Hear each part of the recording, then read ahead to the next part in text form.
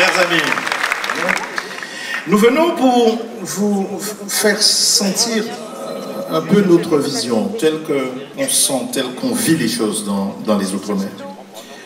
Je dis ça parce que je suis souvent ici à Paris et on sent les choses autrement. On a le sentiment que on tente d'inculquer une sorte de complexe aux Français. La France est une grande nation, la France est une belle nation. Et que depuis quelque temps, et en somme depuis 10 ans, on a tenté d'inoculer dans la tête des Français que nous sommes une nation en retard, que nous ne sommes pas productifs, que nous serions moins bons que les autres, qu'il faut changer de système de protection sociale. Bref, il faut changer de modèle. Moi, vu de ma petite lorgnette du côté des océans, le sentiment que nous avons voulu être français, nous le sommes par adhésion, par acte volontaire. On ne nous l'a pas imposé par acte volontaire, on est français. Et je dis ça souvent, on a collé au rêve français. On a adhéré au rêve français et j'ai le sentiment aujourd'hui qu'on est en train d'abîmer le rêve français. Je le dis. On a adhéré à ce rêve-là, à savoir, lorsque ici, en 1789, un certain 26 août, on disait que tous les hommes naissent et demeurent libres et égaux en droit, eh bien, on l'avait réservé, et c'était vrai, c'était compréhensible à l'époque, on l'avait réservé aux carrés européens, aux prés français, hexagonal, aux hommes, aux blancs, et peut-être aux catholiques de l'époque. Eh bien, il a fallu chez nous, en Haïti, mais aussi en Guadeloupe, en 1804, en 1793, en 1802, chez moi, que les hommes se disent, mais tous les hommes se méritent, tous les hommes sont égaux, et qu'il faut se battre pour universaliser ce que les Français avaient fait dans un premier temps pour eux-mêmes.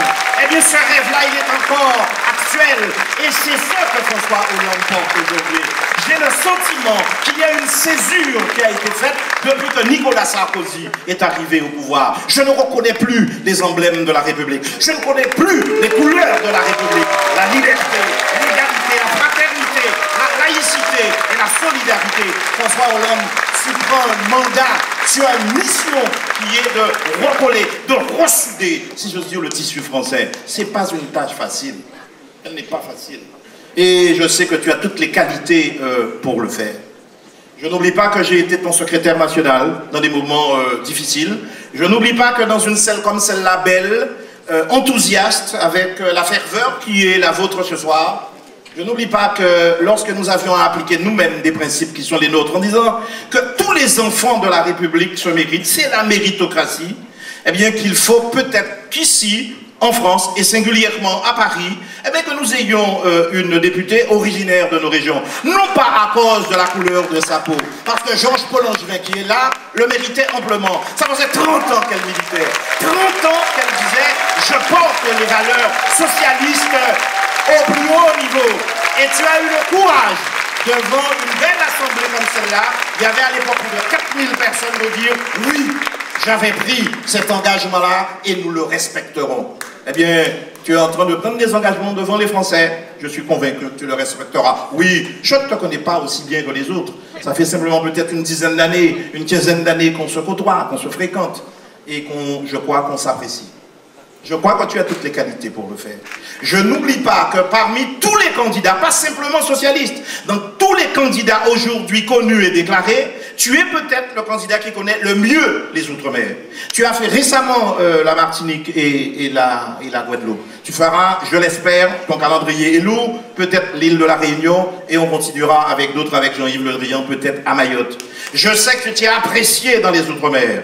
Pas simplement parce que tu connais, parce que tu as cette sensibilité-là, tu as cette humanité-là, tu as cette proximité-là, et puis tu as cette façon si gentille et si aisée dans une foule. Je n'ai jamais vu un camarade socialiste être aussi à l'aise dans une foule. Je n'oublierai jamais à Bémao chez moi, il y avait à peu près 800 personnes dans une salle.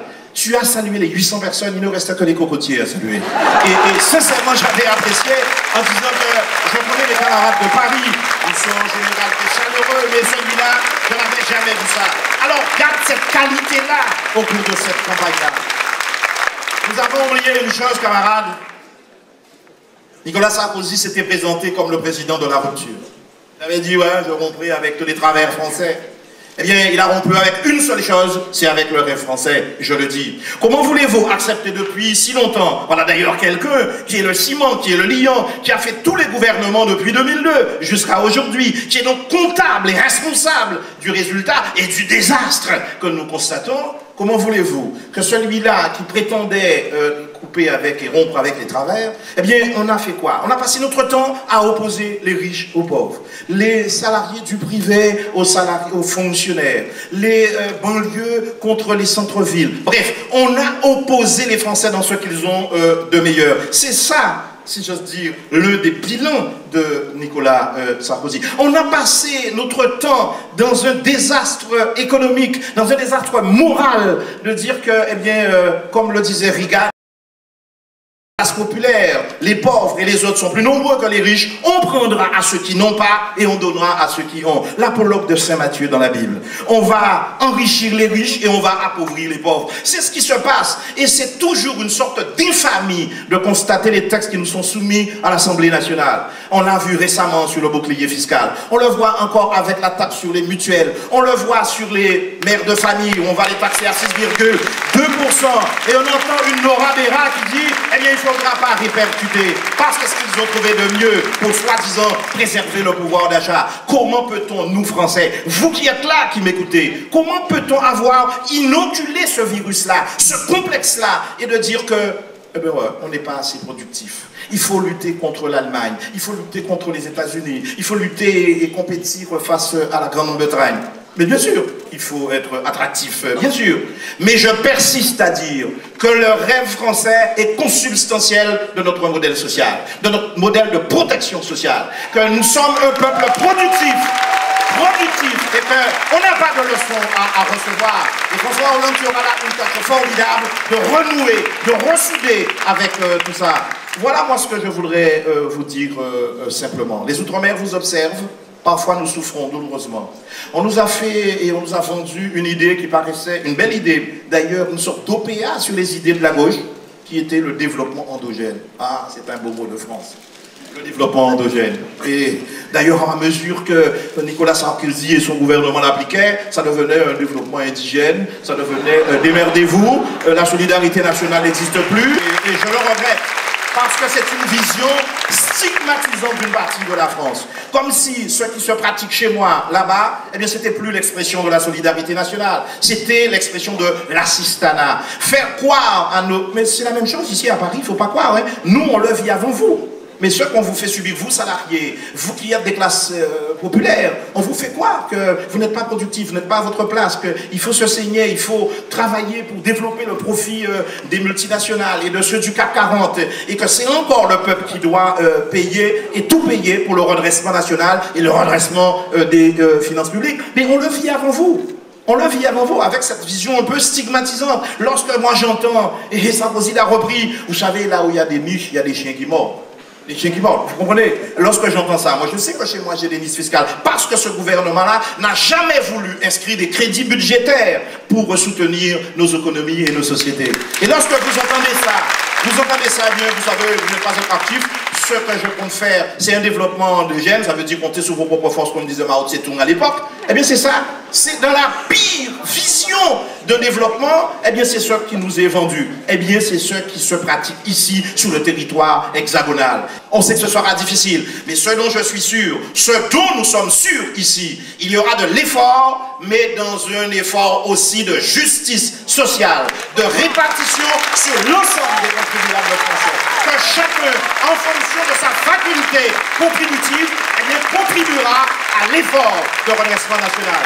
François Hollande, on a confiance. Eh bien, j'espère que dès ce soir, un travail de mobilisation et de mobilisation urgente sera fait pour que tu triomphes, pourquoi pas, dès le 9 octobre au soir, pour que tu sois notre candidat. J'espère que vous-même, ici même à Paris, même éloigné, vous entendrez et vous sentirez souffler, si j'ose dire, l'Alizé de l'Espérance. Vive François Hollande.